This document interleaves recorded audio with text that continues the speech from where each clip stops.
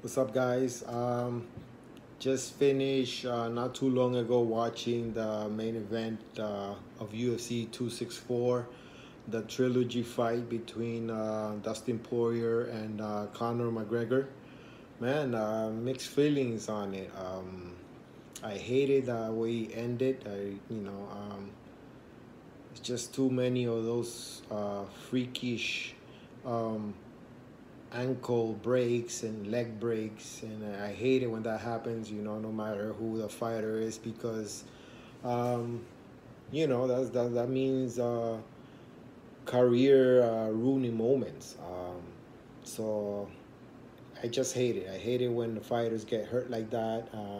Even Conor, I never been a fan of Conor's trash talk, the way he carries himself outside the ring, especially in times before. Now that he's a family man, he's a bit different. He still gets personal for sure. I mean, with Poirier he did, but still, it's never.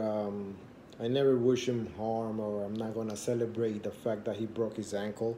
Um, he did break his ankle. That's how the fight ended.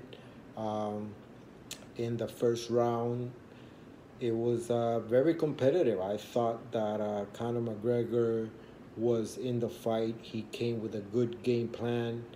Um, he was in it, man. He was in it. He was landing some very significant leg kicks of his own to Poirier, and he was catching him. He was really catching Poirier. Poirier, being the warrior that he is, he stayed composed.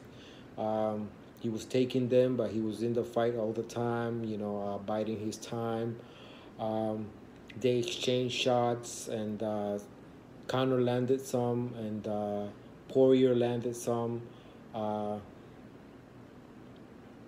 Conor was in danger. He got caught with a few leg kicks too. He got caught with some strikes to the head by Poirier, and weird enough, Conor shot in um, to Poirier, and the fight went to the ground. And to my surprise, I think Conor did very well in the ground, man.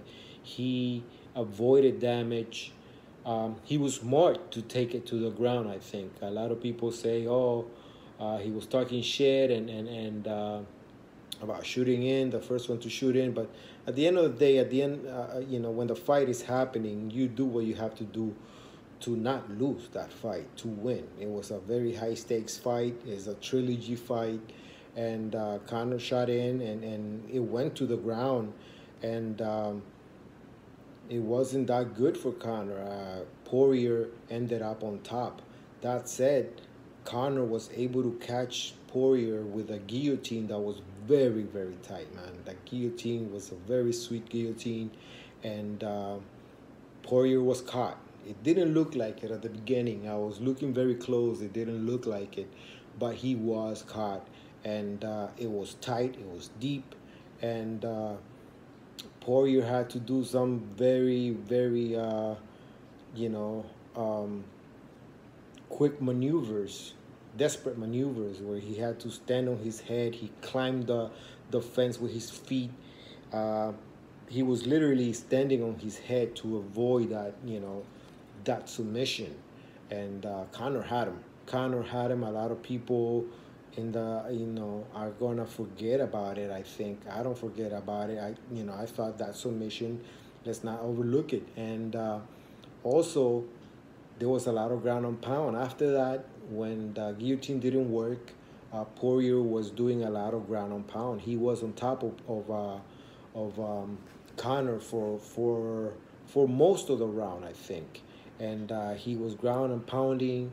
He was throwing shots. He was throwing elbows from top, and Conor did a very good job of avoiding damage. He didn't get caught. He didn't.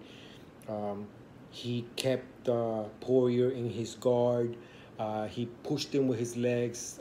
At points, Poirier would back up, and Conor would, throw some kicks that if Poirier wasn't aware, he would have got caught. He could have gotten knocked out with those one of those kicks from the bottom. So it was competitive. It was a very competitive round. I think that had the ankle break not happened, yes, Conor would have lost that round, but he was very much in the fight. It wasn't over. He was in the fight. He was thinking. He was aware. He was doing. He had good defense, and I admire him for that. I admire him for the improvement he made on the with his ground game. The Conor McGregor from before used to get submitted in those positions on the ground. He used to get desperate, and he used to give his back, and he used to make a lot of mistakes. And this time he wasn't making those mistakes. It showed to me that he took that loss to Poirier very seriously, and he was inventive in there. He was doing different things. The leg kicks he was throwing, he did land his left a couple of times. It was back and forth, is what I'm saying. It was a back and forth fight, and when they got up from the ground, it looked like Poirier knocked down McGregor. After, when they showed the slow mo replay, it was in fact that Conor McGregor backed away, and he stepped the wrong way, and he broke his ankle. It was in full display. You could see the video. Um, he looked very worried, panicked. He was obviously in pain. The ref was trying to keep him calm, and the fight was called off. It was basically a doctor stoppage. Um, I think it was declared a TKO. I don't remember too well. Uh, Conor got mad because he didn't want it to be considered a knockout or even a technical knockout. He was saying it was a doctor stoppage, and there were words exchanged. There was a lot of emotions, man. Even after uh, Poirier was declared the winner, he was interviewed, and you could see he was upset because the win, it was Poirier's win for sure. I mean, he was dominant. He didn't completely dominate McGregor, but just based on that first round, he would have won that first round. And a doctor stoppage is a win. A win is a win. So he was saying, I won, and he wasn't feeling bad about it. He wasn't, he was still like upset at McGregor, especially since McGregor was, even though he was hurt and sitting there, and they were overlooking him and tying up his foot and everything, he was talking shit, and it got personal again. McGregor said something about his wife as Poirier was leaving the ring, and you can tell it's not over between them. McGregor's yelling, "It's not over yet. This is not over yet." So, man, a lot of drama.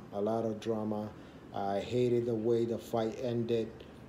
These injuries, I hope Conor McGregor recovers well. Um, Man, I'm not one of those Conor McGregor lovers. I have always hated how he carried himself before. I don't like, the way he talks about um, Poirier's wife, or when he gets personal like this. It's not cool, but it's not something that really affects me. It's just, it's something that I always disliked, and is why I rooted against McGregor before. But tonight I wasn't rooting against him. I thought, I thought that the guy, he's so full of life, and the fact that he's coming back, that he trains hard, even though he's rich already and he doesn't need to do this anymore, he still cares about avenging a loss.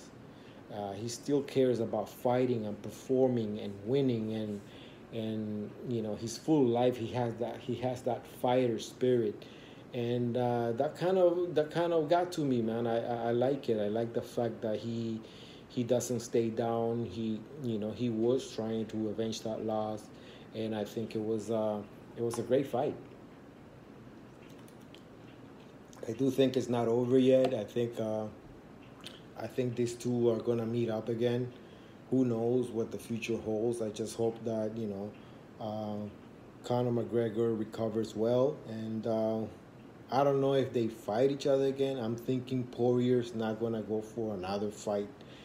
I think he's gonna go for a title fight, and he's got his hands full if he's gonna be facing Charles Oliveira, because Oliveira is one of those submission artists, man. And if Oliveira catches Poirier with one of those guillotines, it's game over for Poirier, I think.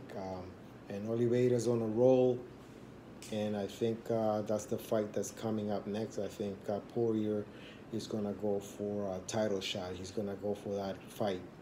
And McGregor, he's going to take some time. He needs to stay calm and heal up and come back stronger, maybe get a warm-up fight.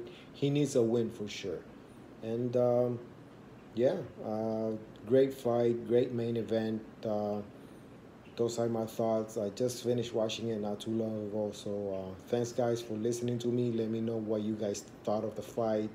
Let me know if you agree or disagree with my views, and give me likes, dislikes.